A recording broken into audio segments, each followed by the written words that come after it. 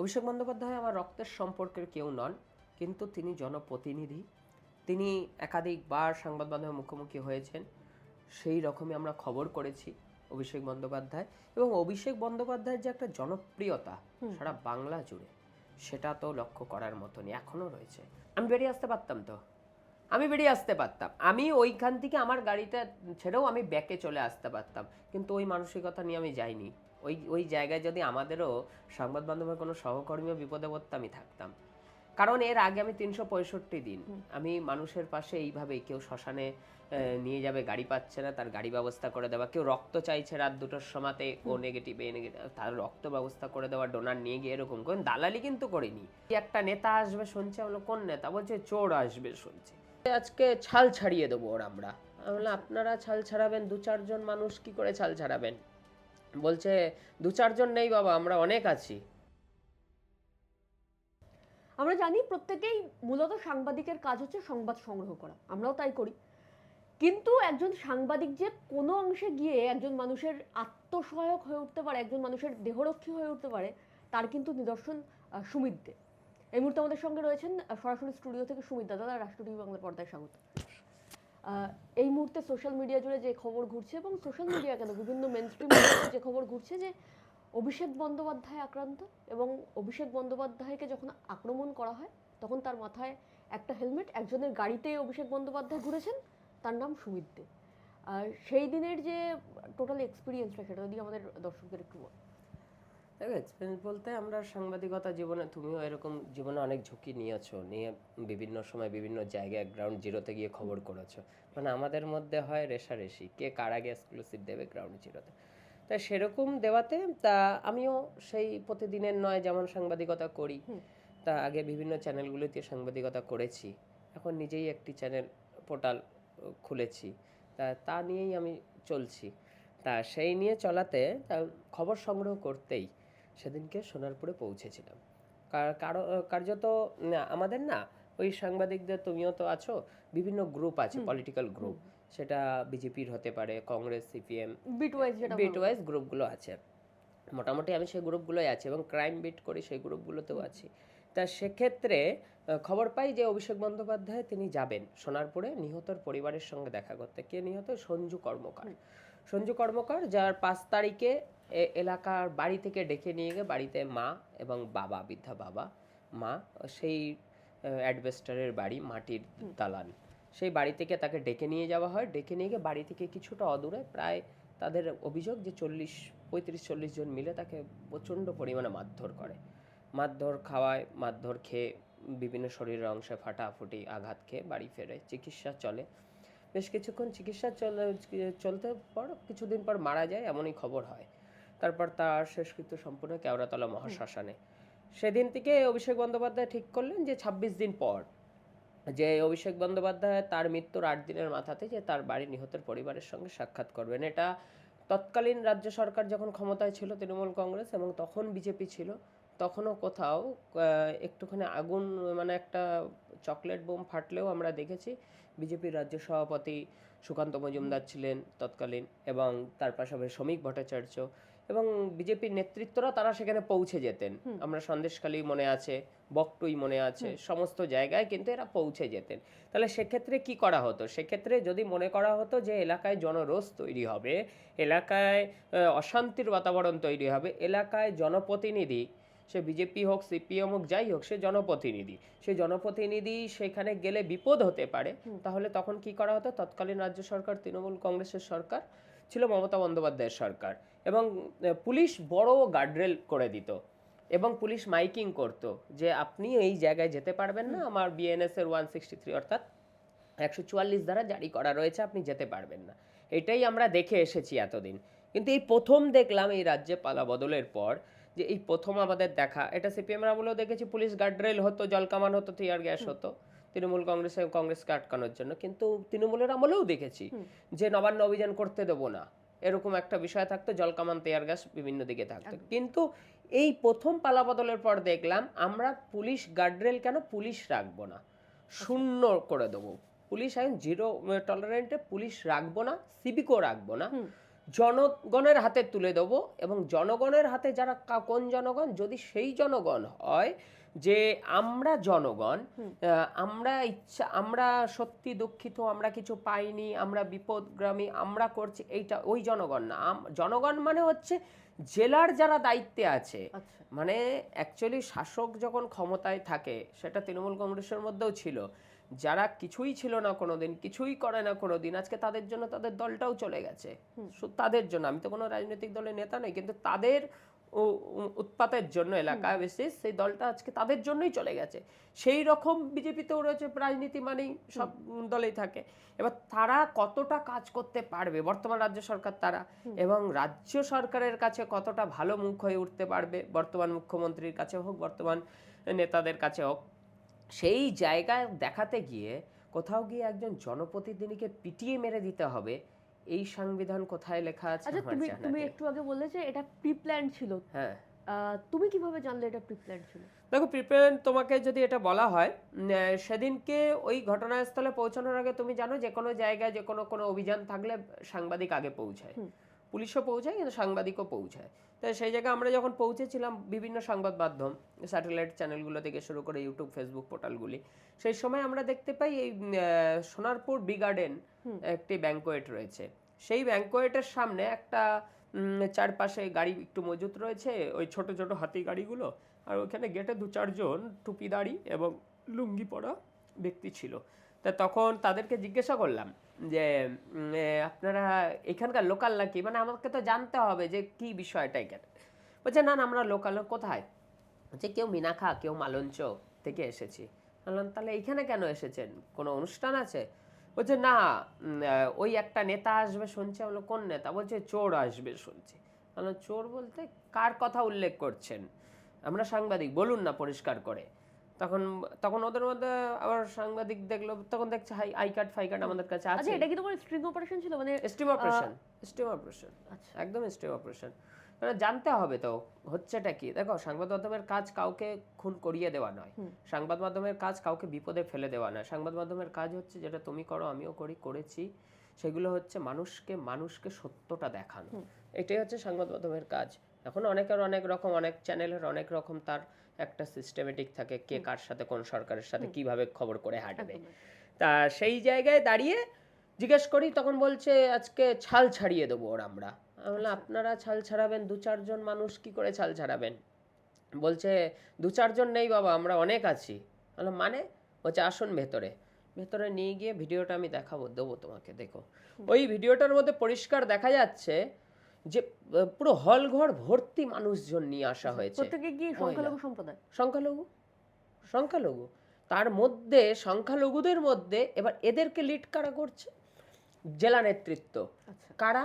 যারা অগ্নিমিত্রা পলের সঙ্গে ছবি, লকেট চট্টোপাধ্যায়ের সঙ্গে ছবি, দেশের স্বরাষ্ট্রমন্ত্রী অমিত শাহজির সঙ্গে ছবি, দেশের স্নেহধন্য আমাদের সকলের প্রধানমন্ত্রী নরেন্দ্র মোদীজি, তার সঙ্গে ছবি।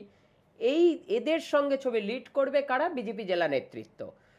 পিছনে কারা? এই সংখ্যালঘু সম্প্রদায়ের গ্রাম থেকে তুলে নিয়ে আসা, তাদেরকে ওই 1000 টাকা করে দিয়ে, আর ওই বিরিয়ানি যে যার মতন খাবে, যে যা বিরিয়ানি খেতে চাও খাবে, সেই খাবারের প্যাকেট সমেত ছবি আছে। এইগুলো করে রাখা হয়েছে, কিছুই না।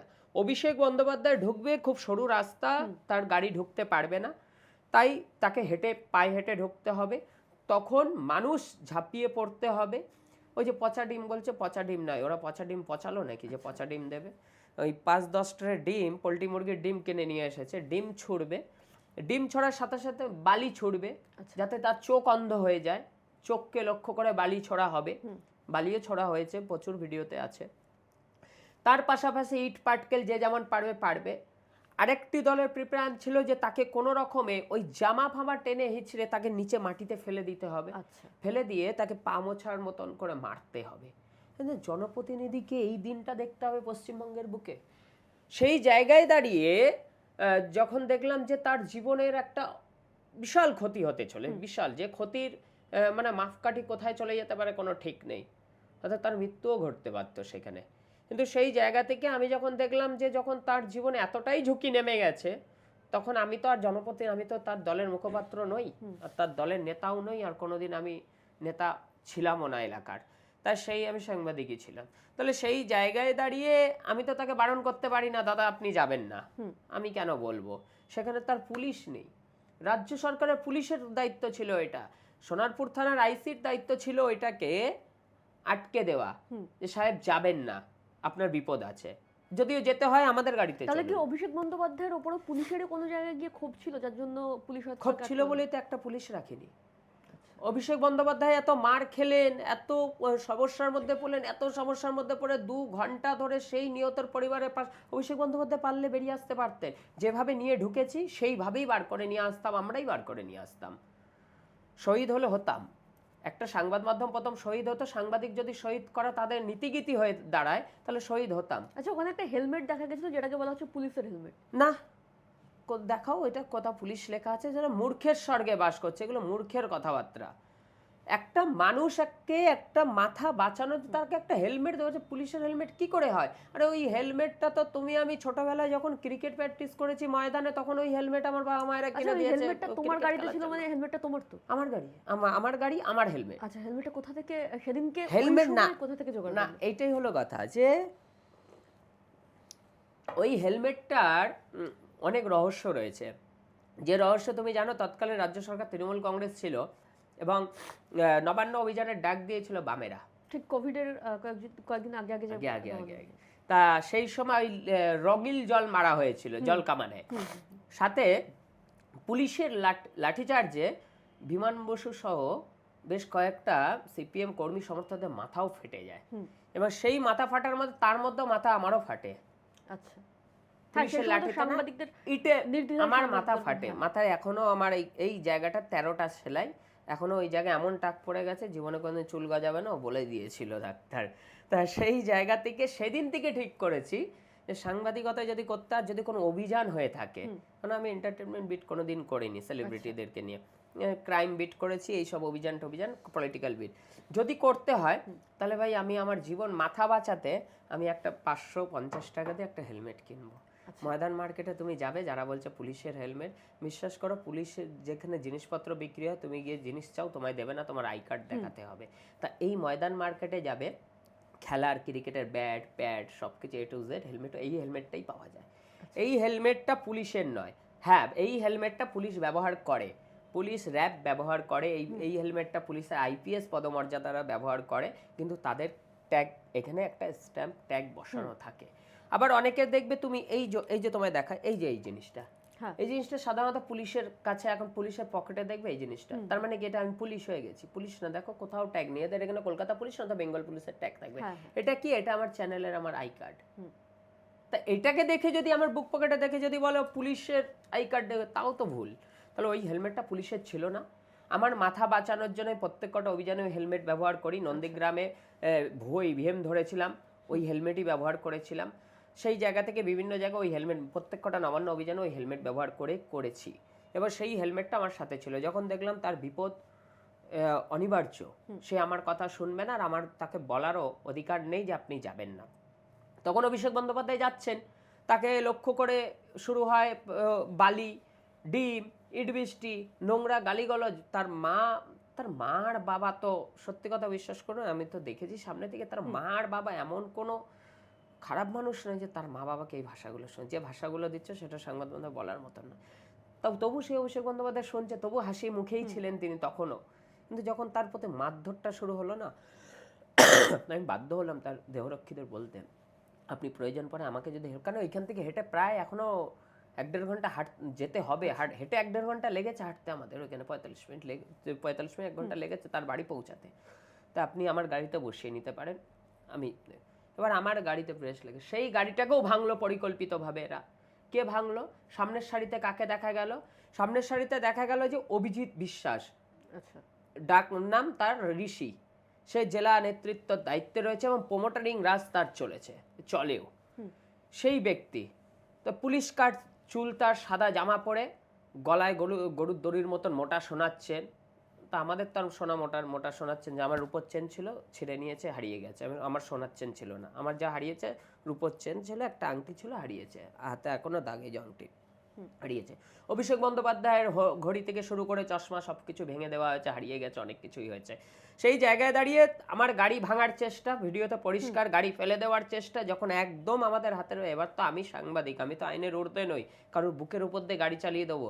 এই যে কথাটা দিলীপ ঘোষ বলেছিলেন একটি জায়গায় দাঁড়িয়ে, সরে যান অত বুকের উপর দিয়ে গাড়ি চালিয়ে দেবো, তা উনি জনপ্রতিনিধি, উনি বললে হাজার গুণ মাপ আছে, আমি সাংবাদিক বললে আবার আইনের দরবারে ছুটতে হবে। আমি আইনের দরবারে যেতে চাই না, আইন হাতেও তুলতে চাই না, তাই আমি কারোর বুকের উপর দিয়ে গাড়িও চালাতে পারিনি। কেউ স্টার্ট বন্ধ করেছে, কেউ চাবি কেড়ে নিয়েছে, বিভিন্ন রকম অত্যাচার, গাড়িটা ভাঙচুর। তারপরে সেই সময় যে পরিস্থিতি তৈরি হয়েছিল সেখান থেকে তো নিজেও বেরিয়ে আসতে পারতে। আমি বেরিয়ে আসতে পারতাম তো, আমি বেরিয়ে আসতে পারতাম, আমি ওইখান থেকে আমার গাড়িটা ছেড়েও আমি ব্যাকে চলে আসতে পারতাম, কিন্তু ওই মানসিকতা নিয়ে আমি যাইনি। ওই জায়গায় যদি আমাদেরও সংবাদ মাধ্যমের কোনো সহকর্মীও বিপদে পড়তে আমি থাকতাম। কারণ এর আগে আমি 365 দিন আমি মানুষের পাশে এইভাবেই, কেউ শ্মশানে নিয়ে যাবে, গাড়ি পাচ্ছে না, তার গাড়ি ব্যবস্থা করে দেওয়া, কেউ রক্ত চাইছে রাত 2টোর সময়তে, ও নেগেটিভ এ নেগেটিভ, তার রক্ত ব্যবস্থা করে দেওয়া, ডোনার নিয়ে গিয়ে, এরকম কোন দালালি কিন্তু করিনি। ওই হসপিটালে যে দালাল চক্র, সেই চক্রে আমি কোনো দিন নেই, যার ফলে আমার বাড়িতে গিয়েও ওই রাতারাতি ইডি সিবিআই সব এসটিএফ সিআইডি সব পাঠাক, কিচ্ছু পাবে না, কারণ আমি দালাল নই, আমি তোলাবাজও নই। তাই সেই জায়গায় দাঁড়িয়ে যখন দেখতে পেলাম যে অভিষেক বন্দ্যোপাধ্যায় তার জীবনটা ক্ষতির দিকে, এবং তার দেহরক্ষী তুলে নেওয়া হয়েছে, সব থেকে বড় কথা হচ্ছে তার যদি দেহরক্ষীগুলো থাকতো তাহলে আমাদের সমস্যা ছিল না, তার দেহরক্ষীরা বুঝে নিত, তার দেহরক্ষী তুলে নেওয়া হয়েছে, মাত্র 2টো পুলিশ দেওয়া হয়েছে তাকে, আর প্রাইভেট সিকিউরিটি 2-3 জন রয়েছে, তা তারাও সামাল দিতে পারছে না ওই জনরোষ। তারা বলছে জনরোষ, কিন্তু এটা জনরোষ না, পরিকল্পিত অভিষেক বন্দ্যোপাধ্যায়কে পিটিয়ে মেরে দিতে হবে সোনারপুরের মাটিতে, এটাই তাদের ইচ্ছা। যে জনরোষ হতো জনগণ নামতো, জেলা নেতৃত্ব বিজেপির পদে থাকা, দায়িত্বে থাকা মানুষগুলো নামতো না, জনরোষ জনগণ মানে ওখানে যারা উপস্থিত ছিল কেউই এলাকাবাসী ছিল না। না, এলাকাবাসী ভিডিও দেবো দেখবে, এলাকাবাসী কার্যত দুহাত তুলে নমস্কার করছে অভিষেক বন্দ্যোপাধ্যায়কে, এক ঝলক তাকে দেখার জন্য অপেক্ষা করছিল তারা সকাল থেকে, কখন আসবে অভিষেক বন্দ্যোপাধ্যায়।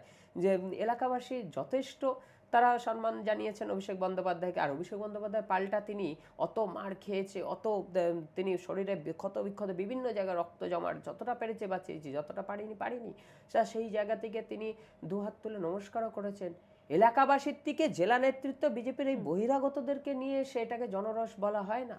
শুধু এখানে শেষ নয়, তারপর তুমি দেখেছো যে কয়েক কিলোমিটার, কয়েক ঘন্টা ধরে তাকে জড়িয়ে ধরে আমাকে হাঁটতে হয়েছে। সব থেকে বড় কথা, হেলমেটটা যদি না পরাতাম, যে ভিডিওটা বারবার আমি অনুরোধ করব তোমাদের, যে ভিডিওটা তুমি দেখবে, স্ক্রিনে দিয়ে দেবো, যে বারবার দেখিও একটা এত বড় আদলা ইট, একটা হলুদ গেঞ্জি পরা ছেলে অভিষেক বন্দ্যোপাধ্যায়ের মুখকে লক্ষ্য করে, মানে তার মুখটা নষ্ট করে দিতে হবে, একজন ড্রামা টানছেন যে ওকে রাস্তায় ফেলে মারতে হবে, একজন ওই মুখকে লক্ষ্য করে যে ইটটা মারলো, যদি এই হেলমেটটা না থাকতো তাহলে তার কি অবস্থাটা হতো। তার চোখে অলরেডি অপারেশন হয়েছে কতবার, আমরা খবর করেছি তো, মিথ্যে তো অপারেশন নয়, খবর করেছি আমরা। সেই জায়গায় দাঁড়িয়ে তার চোখকে লক্ষ্য করে, মুখকে লক্ষ্য করে, হেলমেটের যে ইটটা আসলো, ওই ইটটা একটু সাইড হলে তো আমার মুখটাও চলে যেতে পারতো। তাহলে সেই জায়গা থেকে তারপরেও সেই অভিষেক বন্দ্যোপাধ্যায় পারলে পিছিয়ে আসতে পারতেন। অভিষেক বন্দ্যোপাধ্যায় হেঁটে গেছেন, আমি যাব গেছেন, তার বাড়িতে ঢুকেছেন, বসেছেন, সেই বাড়িতে দরজা দিয়ে ভেতরে সংবাদ মাধ্যমের কর্মীরা সবাই মিলে আমরা যখন ভেতরে, বাইরে থেকে শাবল দিয়ে আর গেট ভাঙার চেষ্টা, দরজা ভাঙার চেষ্টা। আরে ওইটা তো নিহতদের পরিবারের বাড়ি, একটা নিহতদের পরিবারের বাড়িতে অভিষেক বন্দ্যোপাধ্যায় সাক্ষাৎ করতে গেছে, সভা করতে যায়নি। তা সেই গরিবের বাড়িটা, মাটির দালান আর অ্যাডভেস্টারের চালের বাড়িটা তোরা ভাঙছিস কেন? তখন অভিষেক বন্দ্যোপাধ্যায় সিদ্ধান্ত নিলেন, বেরিয়ে গেলে আসতে পারতেন, আমরাই বার করে নিয়ে আসতাম, কিন্তু অভিষেক বন্দ্যোপাধ্যায় সিদ্ধান্ত নিলেন না, আমি বেরোবো না যতক্ষণ না পুলিশ দায়িত্ব নিয়ে এই পরিবারটির প্রোডাকশন দিচ্ছে। আচ্ছা, কারণ আমরা ওইখান থেকে তখন বেরিয়ে গেলে ওই পরিবার দীর্ঘক্ষণ সেখানে পুলিশকে দেখা যায়নি, কিন্তু 2 ঘন্টা আমরা প্রত্যেকে অসহায় হয়ে পড়েছিলাম, সাহায্য চেয়েছিলাম পুলিশের কাছে। পুলিশ নাম ঠিকানা লিখতে আমাদের ব্যস্ত ছিল, এই যে সাংবাদিক হয়েও নাম ঠিকানা নিতে ব্যস্ত ছিল, কিন্তু বাঁচাতে আসতে ব্যস্ত ছিল না। এত সক্রিয় বর্তমান শাসক দলের রাজ্য সরকারের পুলিশ, এত সক্রিয়। তা সেই জায়গায় এটা পরিকল্পিতভাবে সোনারপুর থানার আইসি এটা পরিকল্পিতভাবে এই কর্ম করিয়েছে। আচ্ছা, কিছু ক্ষেত্রে তো তোমাকে বলা হচ্ছে যে তৃণমূলের দালাল, যেটা আমাদের যে কোনো মিডিয়াকে এটা শুনতে হয়, যে বিটারি যে খবর করুক না কেন তাকে শুনতে হয় যে সেই রাজনৈতিক দলের দালাল, চটি চাটা হ্যাঁ চটি চাটা বলে। সেখানে দাঁড়িয়ে একেবারে তোমাকে বারবার শুনতে হচ্ছে যে তুমি তৃণমূলের দালাল, তৃণমূলের চটি চাটা। এবং আরো একটা প্রশ্ন যেটা করবো, যে শাসক দল, বর্তমান শাসক দলের তরফ থেকে কোনো রকম কোনো চাপ এসছে? বর্তমান শাসক দলের তরফ থেকে কে চাপ দেবে? চাপটা কে দেবে? বর্তমান শাসক দলের যিনি প্রধান মাথা, রাজ্যের মুখ্যমন্ত্রী, তিনি হলেন তৃণমূল কংগ্রেসের প্রোডাক্ট। তা উনিও তো যখন তৃণমূলে ছিলেন তখনও তো আমি ওনার খবর করেছি, উনি দেখেছেন আমি কিভাবে খবর করি। উনি যখন বিজেপিতে গেছেন তখনও উনি দেখেছেন আমি কিভাবে খবর করি। বিধানসভা থেকে শুরু করে সব জায়গায় খবর করেছি, শামসেরগঞ্জ থেকে শুরু করে সব জায়গায় খবর করেছি। এমনও দিন গেছে ওই বর্তমান যে শাসক দলের মাথা অর্থাৎ এই শুভেন্দু অধিকারী আরে এবং বর্তমান শ্রীমতী অগ্নিমিত্রা পাল দিদি, এমন শামসেরগঞ্জের খবর আমি করেছি, আমার খবরটাই হিট হয়েছে, গ্রাউন্ড জিরোর খবরটা তারা তো টুইটও করেছিল। তা তখন মনে পড়েনি যে আমি তৃণমূলের চটিচাটা? আর আমি তৃণমূলের চটিচাটা হলে আমি শামসেরগঞ্জে আসল ঘটনাটা কি ঘটেছে গ্রাউন্ড জিরোতে গিয়ে তুলে ধরতাম নাকি? যে হিন্দুদের মন্দিরগুলো ভেঙে দেওয়া হয়েছিল, এগুলো যে গ্রাউন্ড জিরোর খবরটা যে তুলে ধরেছিলাম, তাহলে সেটা বিজেপি টুইট করেছিল কেন? অর্থাৎ যারা আমাকে দাগাবে তৃণমূলের চটি চাটা বলে, বিশ্বাস করুন চটি চেটে যারা সব কিছু করে নিয়েছে, যারা তৃণমূলের চটি চেটে তৃণমূলের নাম ভাঙিয়ে, যারা অভিষেক বন্দ্যোপাধ্যায়ের নাম ভাঙিয়ে, যারা মমতা বন্দ্যোপাধ্যায়ের ছবিকে পিছনে রেখে তারা নির্দল থেকে জেতেনি। কিন্তু এই যে দেখলে তো তুমি যে সরকার দলটা কেমন ভেঙে গেল, তারপরে 60 জন নাকি সই করে দিল ঋতব্রতর পক্ষে। ঋতব্রতকে অ্যাকচুয়ালি তুমি তো দেখেছো যে সিপিএম এর আমল থেকে ওকে বহিষ্কার করা হয়েছে। বালিশ ফালিশ কি ঘটনা একটা ছিল নাকি, তা ওই ঘটনা জিপ ফিপ দেখানো, ডাক্তার বলে জিপ দেখাতে, ও কোথায় বালিশ ফালিশ দেখে জিপ দেখিয়েছে, তার জন্য ওকে সরিয়ে দেওয়া হয়েছে। তৃণমূলে এসেছে, সাংসদ করা হয়েছে, একটা সুন্দর সিটি উলুবেড়িয়াতে ওকে টিকিটও দেওয়া হয়েছে, জিতেও এসেছে। তারপরে নাকি ও বলছে যে ওই সব কিছু করবে। তাহলে সেই জায়গায় ও তো নির্দল থেকে জিতে আসেনি, মমতার ছবি অভিষেকের ছবি পিছনে লাগিয়ে জিতে এসেছে। এখানে আরেকটু প্রশ্ন করবো, যে একেবারে মমতা বন্দ্যোপাধ্যায় প্রাক্তন মুখ্যমন্ত্রী ছিলেন, তার উপরে দলের ক্ষোভ থাকতে পারে, দলের মানুষের ক্ষোভ থাকতে পারে, সাধারণ মানুষের ক্ষোভ থাকতে পারে। তারা মমতা বন্দ্যোপাধ্যায়ের উপর কোনো রকম কোনো আক্রমণ নয়, হঠাৎ করে অভিষেক বন্দ্যোপাধ্যায়কেই কেন টার্গেট? দেখো, অভিষেক বন্দ্যোপাধ্যায় সরাসরি কোথাও কেউ এখনো পর্যন্ত, তুমি জানো শাসক দল ক্ষমতায় থাকতেও কিন্তু অভিষেক বন্দ্যোপাধ্যায়কে বহুবার ইডি সিবিআই তলব করেছে। খালি অভিষেক বন্দ্যোপাধ্যায় না, অভিষেক বন্দ্যোপাধ্যায়ের স্ত্রী সহধর্মিণী রুজিরা বন্দ্যোপাধ্যায়কেও তলব করেছে। ছোট্ট তার বাচ্চা ছেলেটাকে নিয়েও কোলে করেও আমরা দেখেছি, এই ছবি আমরা দেখিয়েছি, যে ডাকা মাত্রই অভিষেক বন্দ্যোপাধ্যায়ের সহধর্মিণী তিনিও কিন্তু ছোট্ট বাচ্চাটাকে নিয়েও ইডি সিবিআইয়ের মুখোমুখি হয়েছেন। অভিষেক বন্দ্যোপাধ্যায়কে যতবার ডেকেছে দিল্লি গেছেন, যতবার ডেকেছে সিজিও কমপ্লেক্সে গেছেন, আমরা খবর করেছি। সেই জায়গায় অভিষেক বন্দ্যোপাধ্যায় শাসকে থাকতেও ইডি সিবিআইয়ের কাছে গেছে, কথা বলেছে, বেরিয়ে এসেছে। তো তাদের কাছে এমন কোনো প্রমাণ তো নেই যে অভিষেক বন্দ্যোপাধ্যায়কে জিজ্ঞাসাবাদের ছাড়া তাদেরকে গ্রেপ্তার করে সেই ঘরে দেবে। তাই অভিষেক বন্দ্যোপাধ্যায়কে সামনে রেখে, অভিষেক বন্দ্যোপাধ্যায়ের নামকে ভাঙিয়ে, এই যে আমি সুমিত, এখন যদি আমার নাম, আমি সুমিত, অভিষেক বন্দ্যোপাধ্যায়ের আত্মসহায়কের নাম সুমিত, এখন যদি লোকে রটিয়ে বেড়ায় এই সুমিত তোলাবাজি করেছে, আরে ভাই কোন সুমিত, আগে দেখো কোন সুমিত তোলাবাজি। আমার নাম ভাঙিয়ে যদি কেউ পিছনে পিছনে করে, আমার কি কোনো কিছু করার আছে বলো? আমার তো কিছু করার নেই।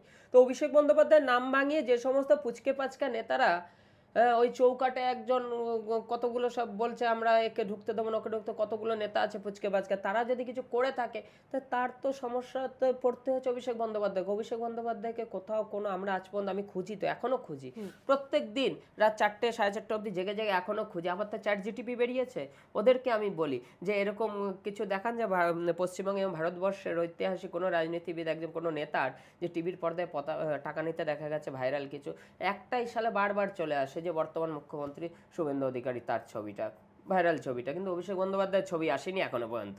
তাই অভিষেক বন্দ্যোপাধ্যায়ের উপর এত আক্রমণ, এত কিছু, এগুলো পরিকল্পিত। এটা যদি জনরোষ, আবার বলছি, অভিষেক বন্দ্যোপাধ্যায়ের উপর যে আক্রমণ, যে ডিম, যে পাথরবাজি, যে তাকে প্রাণে মারার চেষ্টা, এটা জনগণ করেনি। জনগণের হৃদয়ের মাঝে এখনো তারা রয়েছেন, সেটা প্রমাণ দিয়েছে জনগণ, কারণ ওই পাড়ার মানুষই প্রমাণ দিয়েছে সেদিনকে। কিন্তু যদি কোনো রাজনৈতিক প্রতিহিংসার ফলনে এটাকে বলা হয় জনরোষ, আজকে তাহলে অভিষেক বন্দ্যোপাধ্যায় যাওয়ার দিনকে ওই জেলা নেতৃত্বরা কেন ছিলেন? সরে যেতেন, এলাকাবাসী কি দেখাতেন সেটা নয় দেখতাম। জনরোষ তাকে বলে। জনরোষ, আমি বিরোধীর হয়ে গেছি বলে আজ আমার উভয় পক্ষে, তারা বিরোধী ছিল বলে আজ তারা শাসকে, তারা জনরোষ দেখাবে আর আমরা মনে করবো এটা জনরোষ, ওটা জনরোষ নয়। আচ্ছা, অভিষেক বন্দ্যোপাধ্যায়কে প্রথম যখন হাসপাতালে নিয়ে যাওয়া হয় তাকে সেখানে ভর্তি নেওয়া হয়নি, পরবর্তীকালে বেশ কিছু ডাক্তার তাদের যে প্রেস কনফারেন্স সেখানে জানা গেছে তারা বলেছেন যে অভিষেক বন্দ্যোপাধ্যায় এমন কোনো অবস্থা ছিল না যে তাকে হসপিটালে ভর্তি নিতে হবে, তিনি সুস্থই ছিলেন। অ্যাকচুয়ালি কি বলতো, হসপিটালগুলোর তো ডাক্তারগুলোর দোষ দেবো না, কারণ ডাক্তারদেরকে ডাক্তারি করে খেতে হবে, তো তারা তো আর টোটো চালাবে না, র্যাপিডোও চালাবে না, উবেরও চালাবে না। তা আমার সাংবাদিকতা চলে গেলে নয়, আমি লাইসেন্স আছে, উবের র্যাপিডো বুক করবে, অ্যাপ খুলবো, খুলে র্যাপিডো চালিয়ে খাবো। ডাক্তারগুলো তো তা করতে পারবে না। আর বর্তমানের যে শাসক দল, তাদের প্রথম ইন্টেনশন হচ্ছে যে সঠিক পথে চলবে, সোজা পথে চলবে। হ্যাঁ, ওই আমাদের ছোটবেলায় শুনতাম সত্যি কথা বলে যে গাড়ি ঘোড়া চাপে সে, এখন সত্যি মিথ্যে কথা বলবে যে গাড়ি ঘোড়া চাপবে সে, এরকম অবস্থায় দাঁড়িয়েছে। তো সেই কথায় দাঁড়িয়ে যদি ওরা সত্যিটা করে আর সত্যি সঠিক ট্রিটমেন্টটা দিয়ে অভিষেক বন্দ্যোপাধ্যায়কে ভর্তি নেয়, হ্যাঁ, তাহলে তাদের চাকরিটা থাকবে না। তুমি কিচ্ছু না, তুমি নকশা করে, একটু জাস্ট নকশা করো, ড্রামা করে তুমি কোনো একটা নার্সিংহোমে যাও, বলো আমার খুব পেটে যন্ত্রণা করছে, দেখো তোমাকে সঙ্গে সঙ্গে, তোমাকে তো ভর্তি তো নেবেই, কয়েক লাখ টাকার বিল করে বলবে এই ট্রিটমেন্ট দরকার, এই ট্রিটমেন্ট দরকার, তুমি জানো তোমার পেটে ব্যথা নেই। মানে প্রাইভেট নার্সিংহোমগুলো টাকা কামাতে চায়। তাহলে অভিষেক বন্দ্যোপাধ্যায় আহত হলেন, আক্রান্ত হলেন, সব কিছু হলেন, টাকাও বিল পে করা হলো তাদেরকে, তাহলে তারা দেখলেন না কেন? কারণ তাদের প্রতি সরকারের তরফ থেকে চাপ ছিল। যদি এইটুকুও বলি, যদি তাদের ক্ষমতা থাকে, অভিষেক বন্দ্যোপাধ্যায় যেমন তারা বলছেন অভিষেক বন্দ্যোপাধ্যায় কিচ্ছু হয়নি, ভর্তি নেওয়ার প্রয়োজন নেই, আর তাদের প্রত্যেক কটা ফোন আদালতের নজরদারিতে চেক করা হোক যে সেই মুহূর্তে অভিষেক বন্দ্যোপাধ্যায় যখন এখানে আহত হয়েছেন, প্রত্যেক কটা এই বেসরকারি এবং সরকারি হাসপাতালের সুপারদের কাছে, এমএসবিপিদের কাছে কাদের কাদের ফোন গেছিলো যে এইগুলো এলে এদের ট্রিটমেন্টটা দেওয়া হবে না, এদেরকে দিলে পেন ক্লিয়ার একটা দেবে, প্যারাসিটামল 650 দেবে, আর র্যান্ট্যাক দিয়ে প্যান 40 দিয়ে ছেড়ে দেবে, আর লিখবে হসপিটালে ভর্তি হওয়ার দরকার নেই, এটা লিখবে। যারা এই কথা বলছে যে ওনার চিকিৎসার দরকার ছিল না, তারা একবার ওই ভিডিওটা দেখুক না। যদি মানুষ হয়, মান সম্মান হুঁশ যদি থাকে, তাকে মানুষ বলা হয়।